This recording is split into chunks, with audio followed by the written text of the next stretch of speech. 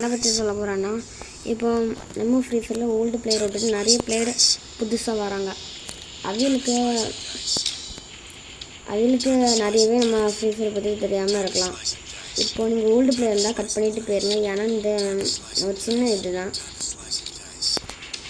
என்னென்னா, ஒரு கமாண்டில் நான் எப்படி ப்ரோ ஃப்ரெண்ட் ரெக்வஸ்ட் கொடுக்குறேன்னு ஒருத்தங்க மெசேஜ் பண்ணியிருந்தாங்க. நான் நியூ பிளேயர் ப்ரோன்னு ஃப்ரெண்ட் ரெக்வஸ்ட் ஆடுன்னு இருக்கும். அதில் இங்கே இப்போ நீங்கள் ஒருத்தங்க யாராவது ஐடி நம்பர் தந்தால் இதில் இப்படி போட்டு இப்படி கொடுத்தா வரலாம்.